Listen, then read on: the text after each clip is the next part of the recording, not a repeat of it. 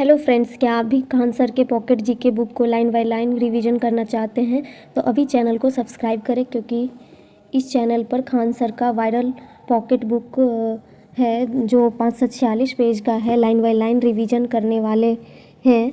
तो सबसे पहले विषय सूची देख लेते हैं जो कि हमें पढ़ना क्या क्या है। तो विषय सूची है, सबसे पहले हम लोग इतिहास कवर करने वाले हैं। इस बुक में पहले जान लेते हैं कि क्या क्या दिया गया है।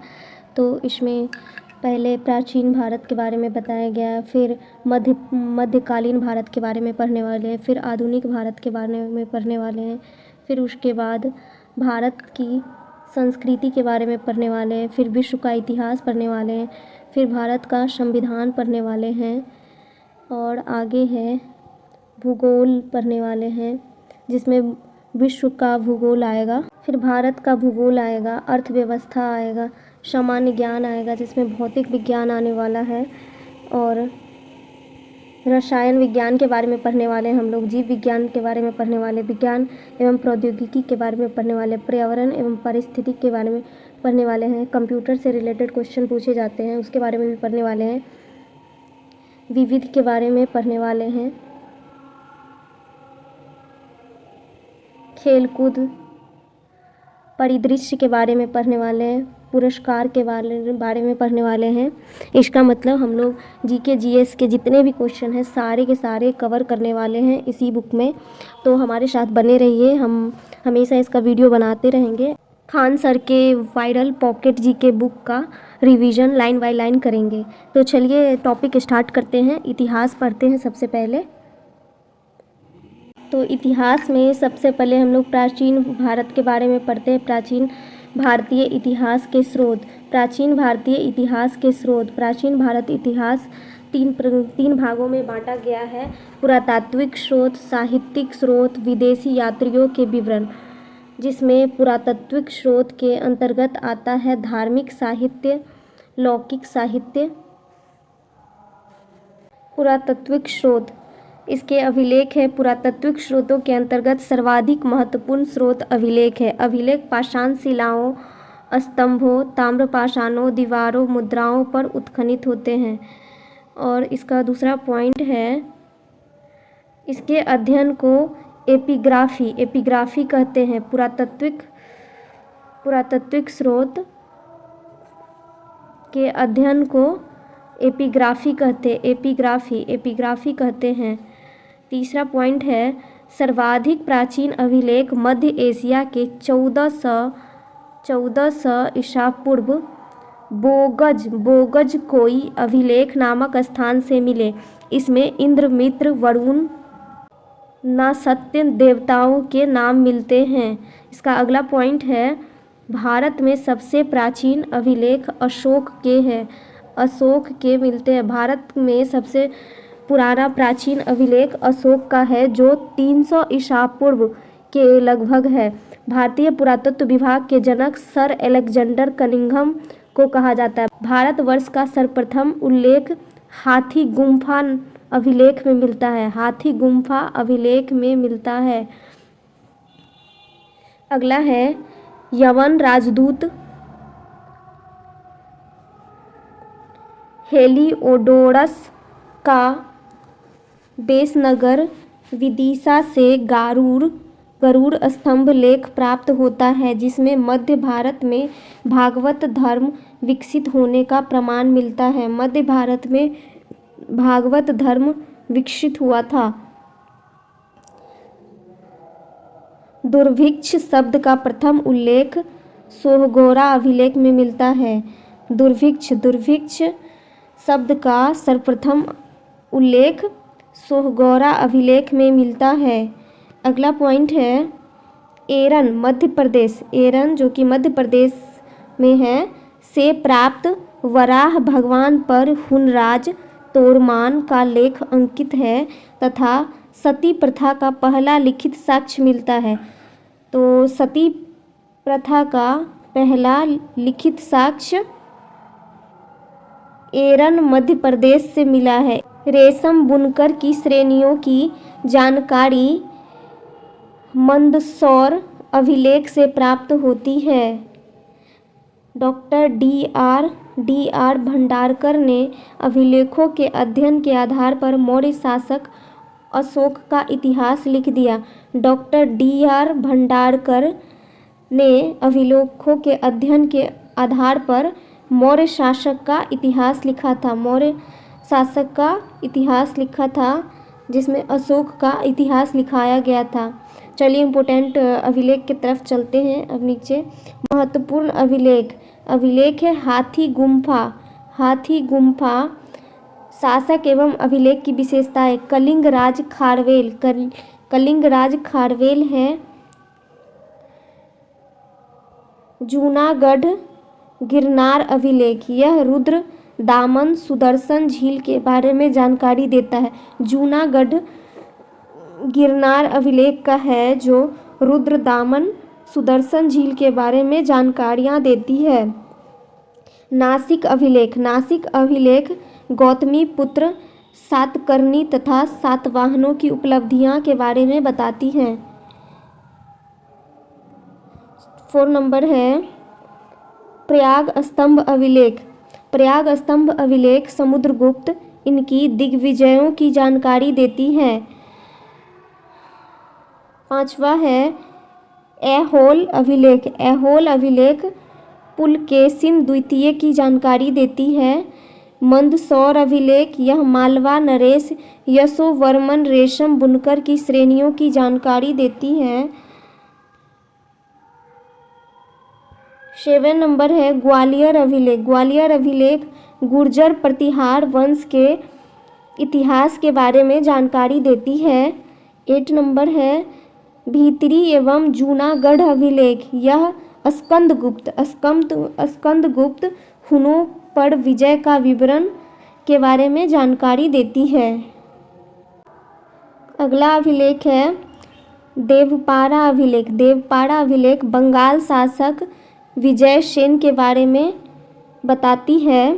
10 नंबर है वांसखेड़ा और मधुबल अभिलेख, यह हर्षवर्धन की उपलब्धियों पर प्रकाश डालती है। बालाघाट एवं कार्ले अभिलेख, यह सातवाहनों की उपलब्धियां बताती है। अयोध्या अभिलेख, यह शुंगों की उपलब्धियां बताती हैं। 13 नंबर है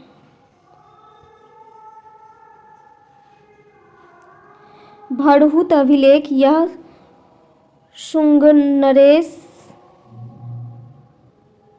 शुंगनरेन शब्द खुदे होने से शुंगों द्वारा निर्मित है, उसके बारे में बताती है। एरन अभिलेख, यह भानुगुप्त सती प्रथा का पहला लिखित साक्ष्य है, उसके बारे में बताती है। सती प्रथा का पहला साक्ष्य एमपी में मिला था, मध्य प्रदेश में मिला था। चलिए अगला चीज़ सिक्के के बारे में पढ़ते हैं।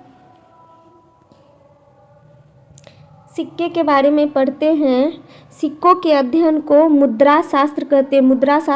पुराने सिक्के तांबा, चांदी, सोना और सीसा धातु के बनते थे। प्राचीनतम सिक्कों को आहत सिक्के कहा जाता है। आहत सिक्के कहा जाता है। सर्वप्रथम सिक्कों पर यवन शासकों ने लेख लिखने का कार्य किया। सर्वप्रथम सिक्कों पर यवन शासकों ने लेख लिखने का कार्य किया। कनिष्क के सिक्कों से उसका बौद्ध धर्म का अनुयायी होना प्रमाणित होता है। इंडो यूनानी तथा इंडो सिथियन शासकों के इतिहास के प्रमुख स्रोत सिक्के हैं। आरंभिक सिक्के अधिकतर चांदी के होते थे, जबकि तांबे के सिक्के बहुत कम थे। ये सिक्के पंचमार्क सिक्के कहलाते थे। रोमन सिक्के अरिकमेडु पुदुचेरी के पास प्राप्त हुए हैं। रोमन सिक्के पांडुचेरी पुदुचेरी के पास प्राप्त हुए हैं, और जो कि अरिकमेडु जगह का नाम है। उत्तर भारतीय मंदिरों की कला शैली नागर शैली कहलाती है। दक्षिण भारतीय मंदिरों की कला शैली द्रविड़ शैली कहलाती है, जबकि दक्षिणायन के वे मंदिर जिनमें नागर एवं द्रविड़ दोनों शैलियों का प्रयोग हुआ है वे बेसर शैली के मंदिर कहलाते हैं। अगला है कुषाण काल, गुप्त काल और गुप्तोत्तर काल में जो मूर्तियां निर्मित की गई, जनसाधारण की धार्मिक आस्थाओं और मूर्तिकला का ज्ञान मिलता है। भरहुत, बोधगया, सांची तथा अमरावती की मूर्तिकला में जनसामान्य के जीवन की यथार्थ झांकी मिलती है।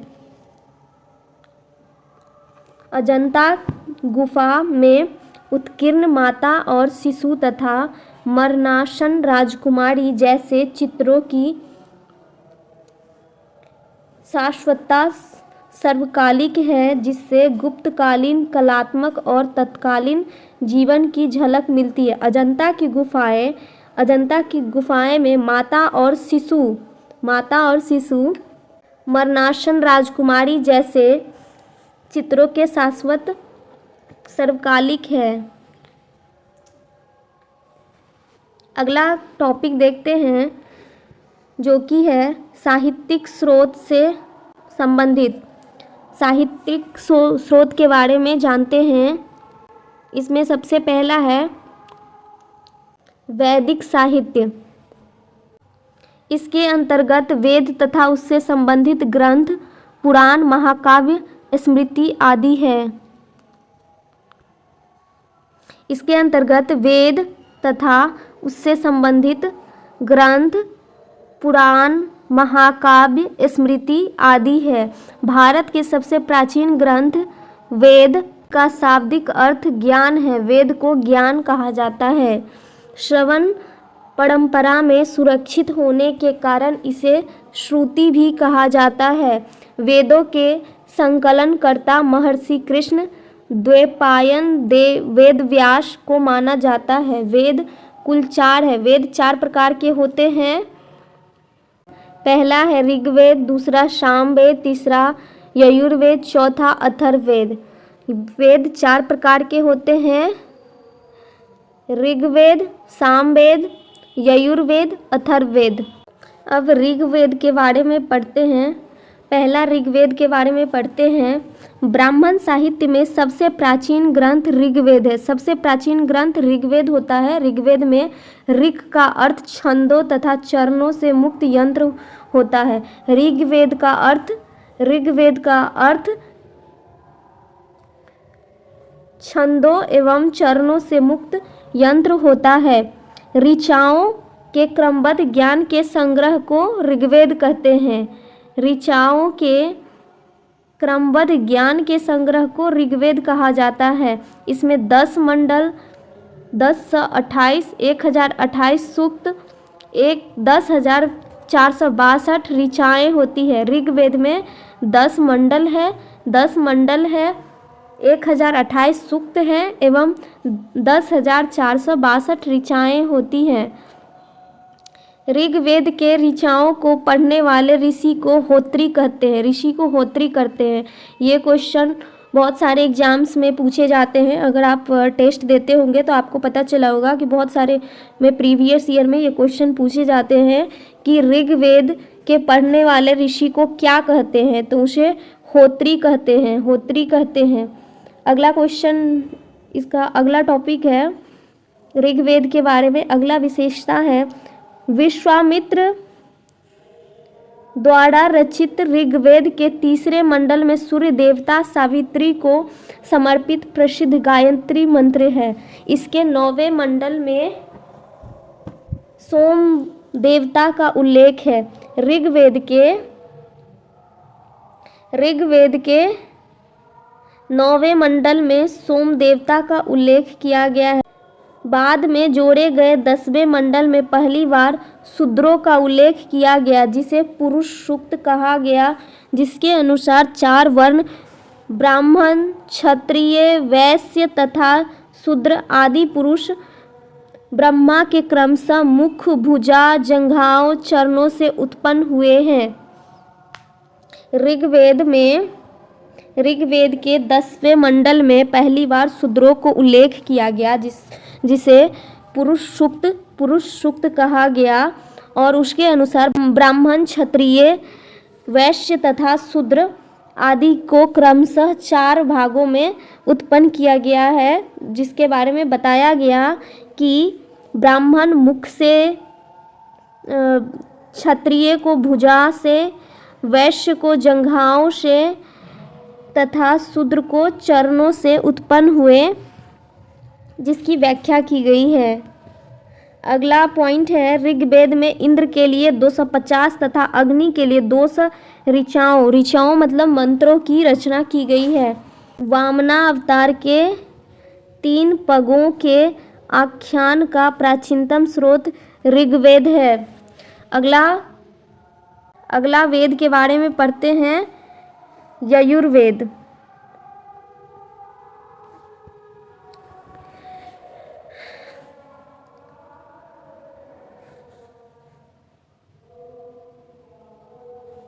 यजुर्वेद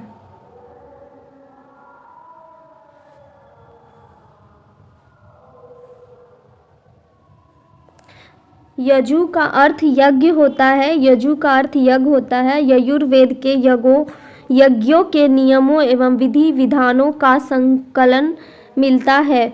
वैदिक मंत्रों के संग्रह यजुर्वेद में बताए गए हैं। वैदिक मंत्र जितने हैं उनके संग्रह के बारे में यजुर्वेद में बताया गया है। यह वैदिक अनुष्ठान से संबंधित है।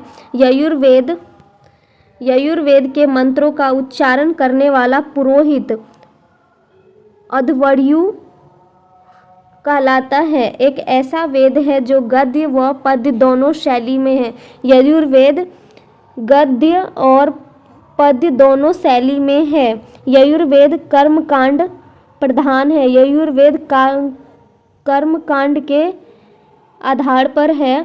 इसके 2 भाग हैं। एक है कृष्ण यजुर्वेद, दूसरा है शुक्ल यजुर्वेद। यजुर्वेद के 2 भाग हैं, कृष्ण यजुर्वेद और शुक्ल यजुर्वेद। तीसरा वेद है सामवेद। सामवेद के बारे में पढ़ते हैं। साम का शाब्दिक अर्थ ज्ञान या संगीत होता है। इसमें मुख्यतः यज्ञों के अवसर पर गाए जाने वाले मंत्रों, ऋचाओं का संकलन है। इसके मंत्रों को गाने वाला उद्गाता कहलाता है। सामवेद के मंत्रों को गाने वाले को उद्गाता कहते हैं। इसे भारतीय संगीत का जनक कहा जाता है। सामवेद में संगीत का जिक्र किया जाता है। सामवेद का अर्थ भी ज्ञान या संगीत ही होता है। सामवेद को भारतीय संगीत का जनक कहा जाता है। सामवेद में कुल 1875 ऋचाएँ यानी मंत्र है, जिसमें से 75 से अतिरिक्त शेष ऋग्वेद से ली गई है। अवेद गंधर्व वेद है। इसकी प्रमुख शाखाएं कौथमीय, जैमिनीय, रानायनीय हैं। चौथा प्रकार वेद के चौथे भाग के बारे में पढ़ते हैं, जो है अथर्ववेद।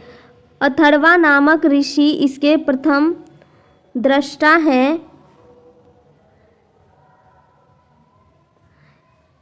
अथर्वा नामक ऋषि इसके प्रथम दृष्टा हैं। इन्हीं के नाम पर इसे अथर्ववेद कहा गया है। इसके दूसरे रचयिता आंगिरस ऋषि थे। अथर्ववेद के पहले ऋषि अथर्वा नामक ऋषि इसके प्रथम दृष्टा है। अथर्ववेद के प्रथम रचयिता अथर्वा है एवं दूसरा रचयिता आंगिरस है। आंगिरस ऋषि थे तथा इसे अथर्वा गिर ऋषवेद भी कहा जाता है। इसे भैषज वेद भी कहा जाता है। इस वेद में सर्वप्रथम सती प्रथा का उल्लेख किया गया। अथर्ववेद में सर्वप्रथम सती प्रथा का उल्लेख किया गया है। इसकी रचना सबसे अंत में हुई। अथर्ववेद की रचना सबसे अंत में हुई। इसमें कुल 20 कांड है। अथर्ववेद में कुल 20 कांड का जिक्र किया गया है। 731 सूक्त का जिक्र किया गया है एवं 5,987 मंत्र का जिक्र किया गया। इसमें लगभग 1200 मंत्र ऋग्वेद से उद्धृत है। इसमें अथर्ववेद में 1200 मंत्र ऋग्वेद से लिया गया है। अथर्ववेद में भौतिकवादी वेद है। इसमें सामान्य मनुष्यों के विचारों तथा अंधविश्वासों का विवरण मिलता है। इसमें जादू टोटके का उल्लेख मिलता है। इसमें चिकित्सा पद्धतियों व औषधियों का उल्लेख मिलता है। क्या है? अथर्ववेद का उपवेद शिल्पवेद है। इस वेद में आर्य एवं अनार्य सभ्यता एवं संस्कृति का प्रभाव दिखाई देता है। अथर्ववेद में परीक्षित को कुरुओं का राजा कहा गया है। इसमें सभा एवं समिति को प्रजापति की 2 पुत्रियां कहा गया है। अथर्ववेद में सभा एवं समिति को प्रजापति की 2 पुत्रियां कहा गया है। पृथ्वी सूक्त अथर्ववेद का प्रतिनिधि सूक्त माना जाता है। चलिए आगे बढ़ते हैं, ब्राह्मण साहित्य के बारे में पढ़ते हैं। ब्राह्मण साहित्य, इनकी रचना वैदिक साहित्यों की व्याख्या करने के लिए वैदिक साहित्यों की व्याख्या करने के लिए सरल गद्य में की गई है। ब्रह्म का अर्थ यज्ञ होता है, अतः यज्ञ के विषयों का प्रतिपादन करने वाले ग्रंथ ब्राह्मण कहलाते हैं। ऐतरेय में राज्याभिषेक के नियम एवं प्राचीन राजाओं के नाम दिए गए हैं। शतपथ ब्राह्मण में गांधार, शल्य, कैकेय, कुरु, पांचाल, कौशल, विदेह आदि राजाओं के नाम उल्लेख है। शतपथ ब्राह्मण में गांधार, शल्य, कैकेय, कुरु, पांचाल, कौशल, विदेह आदि राजाओं का उल्लेख है।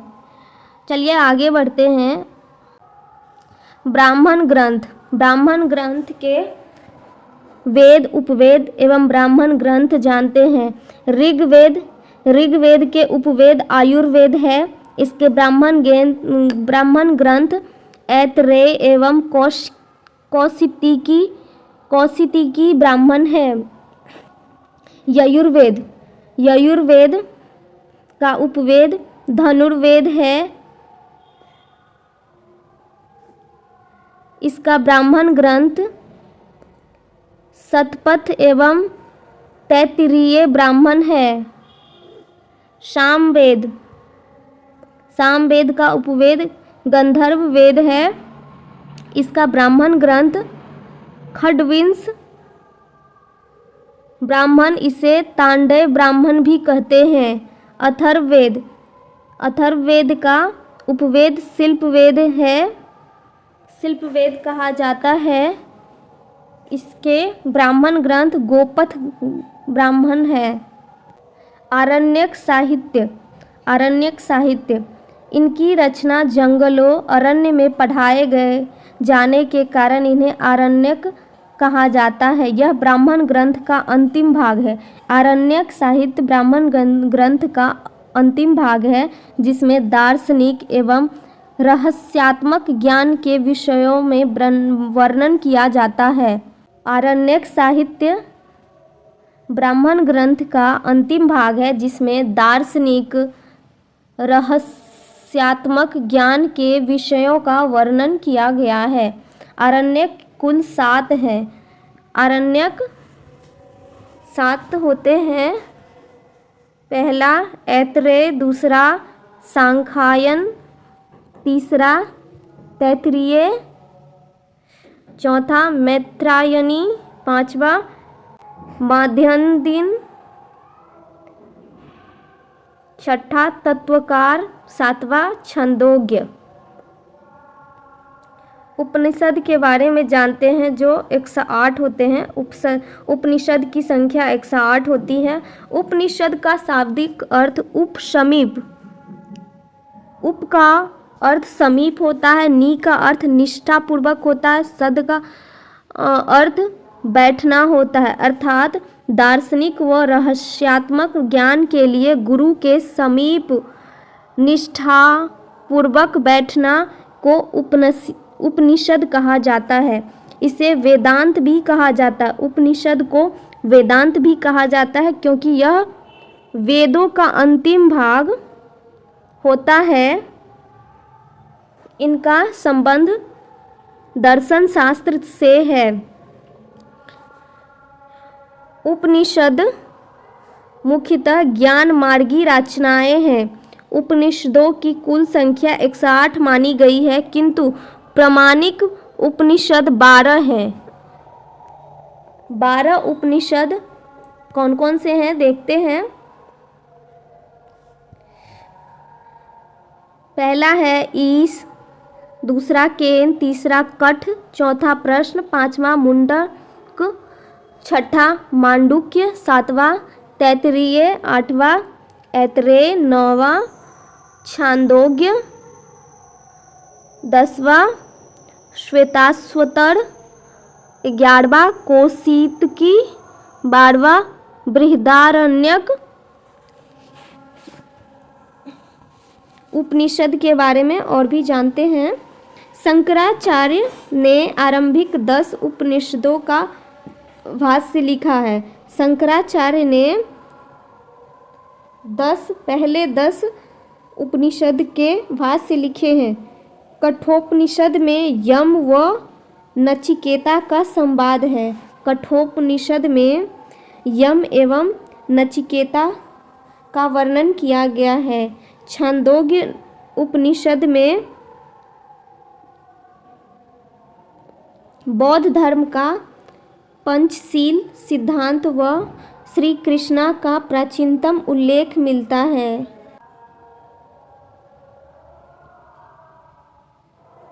भारत का राष्ट्रीय आदर्श वाक्य सत्यमेव जयते मुंडोक उपनिषद से लिया गया है।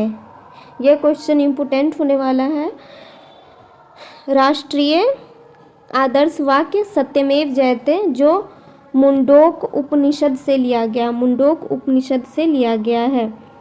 जावालोपनिषद में चारों आश्रमों व्यवस्था का उल्लेख मिलता है। ऐतरेय उपनिषद में बौद्ध धर्म का अष्टांगिक मार्ग का उल्लेख मिलता है।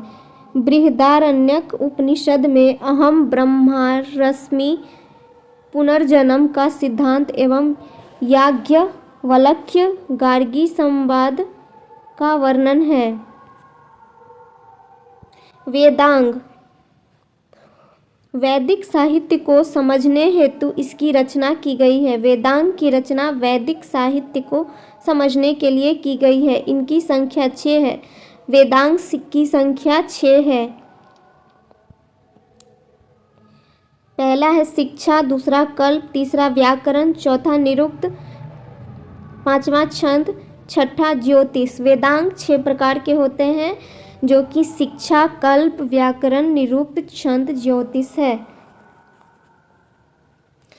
शिक्षा वैदिक स्वरों के शुद्ध उच्चारण हेतु शिक्षा का वर्णन हुआ।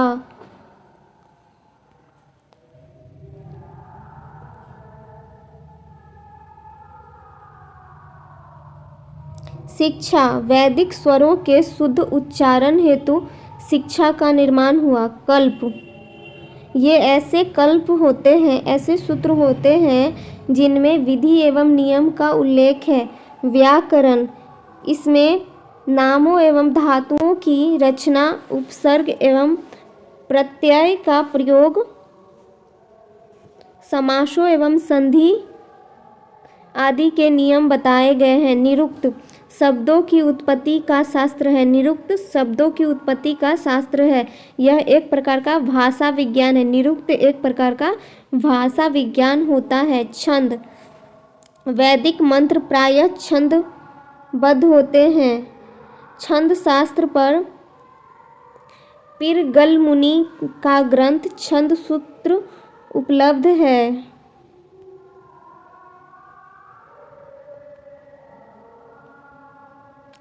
ज्योतिष इसमें ज्योतिष शास्त्र के विकास को दिखाया गया है। ज्योतिष में कुल 44 श्लोक हैं एवं प्राचीनतम आचार्य मगध मुनि हैं। ज्योतिष में कुल 44 श्लोक हैं एवं सबसे प्राचीनतम आचार्य मगध मुनि हैं। चलिए अगला सूत्र के बारे में जानते हैं। वैदिक साहित्य को अक्षुण्ण बनाए रखने के लिए सूत्र साहित्य का प्रणयन किया गया। ऐसे सूत्र जिनमें विधि और नियमों का प्रतिपादन किया जाता है कल्प सूत्र कहलाते हैं। कल्प सूत्रों के 3 भाग हैं। कल्प सूत्र 3 भाग है, स्रोत श्रुत, गृह श्रुत, धर्म श्रुत। स्रोत श्रुत सूत्र यज्ञ संबंधी नियम के बारे में वर्णन करता है। गृह सूत्र लौकिक एवं पारलौकिक कर्तव्यों का विवेचन करता है। धर्म सूत्र धार्मिक, सामाजिक एवं राजनीतिक कर्तव्यों का विवेचन करता है। अगला पॉइंट देखते हैं। प्रमुख सूत्रकारों में गौतम, बौधायन, आपस्तंभ, वशिष्ठ आदि के नाम विशेष रूप से उल्लेखनीय हैं। गौतम धर्म सूत्र सबसे प्राचीन है। गौतम धर्म सूत्र सबसे प्राचीन है। अगला पढ़ते हैं पुराण के बारे में। पुराण का शाब्दिक अर्थ प्राचीन आख्यान होता है। पुराणों की संख्या 18 है। पुराण 18 है। पुराणों की रचना लोमहर्ष एवं उग्रश्रवा ने की थी। 5वीं से 4वीं शताब्दी ईसा पूर्व में पुराण ग्रंथ अस्तित्व में आ गए हैं। 5वीं से 4वीं शताब्दी ईसा पूर्व में पुराण ग्रंथ अस्तित्व में आ चुके हैं। अमरकोश में पुराणों के 5 विषय बताए गए हैं। मार्कंडेय, ब्रह्म, वायु, विष्णु, भागवत और मत्स्य सबसे प्राचीन पुराण है। मत्स्य, वायु, विष्णु, भागवत, ब्रह्म पुराण में ही राजाओं की वंशावली पाई गई है। सामाजिक एवं सांस्कृतिक दृष्टि से अग्नि पुराण का काफ़ी महत्व है, जिसमें राजतंत्र के साथ साथ कृषि संबंधी विवरण दिया गया है। सामाजिक एवं सांस्कृतिक दृष्टि से अग्नि पुराण का काफ़ी महत्व है, जिसमें कृषि संबंधी विवरण भी दिया गया। सर्वप्रथम पारजीटर ने पुराणों के ऐतिहासिक महत्व को पढ़ा। सर्वप्रथम पुराणों के ऐतिहासिक महत्व को पारजीटर ने पढ़ा था। पुराण संबंधी वंश मत्स्य, शुंग एवं सातवाहन वंश। मत्स्य को मानने वाले शुंग एवं सातवाहन वंश थे। विष्णु मौर्य वंश, वायु गुप्त वंश। स्मृति साहित्य मनु स्मृति, यह प्राचीनतम स्मृति शुंग व सातवाहन वंश की जानकारी जर्मन दार्शनिक नीत्शे कहता है। बाइबिल को जला दो, मनुस्मृति को अपनाओ। मनुस्मृति जर्मन का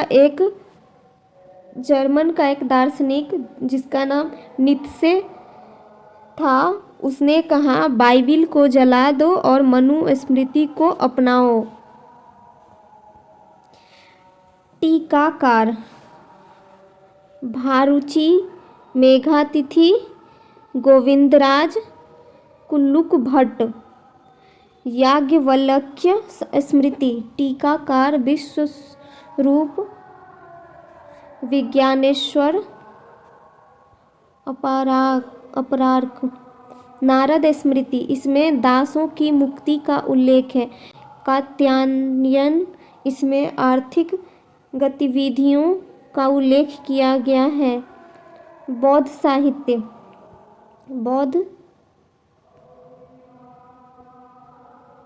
बौद्ध साहित्य। सबसे प्राचीन बौद्ध ग्रंथ त्रिपिटक है। त्रिपिटक यह पाली भाषा में रचित है। ये क्वेश्चन भी बहुत इम्पोर्टेंट है, ये क्वेश्चन भी बहुत बार पूछे गए हैं एग्जाम्स में, तो इस पॉइंट को अच्छे तरीके से याद कर ले। सबसे प्राचीन बौद्ध ग्रंथ त्रिपिटक है। त्रिपिटक है, यह किस भाषा में है? तो यह पाली भाषा में रचित है। त्रिपिटक।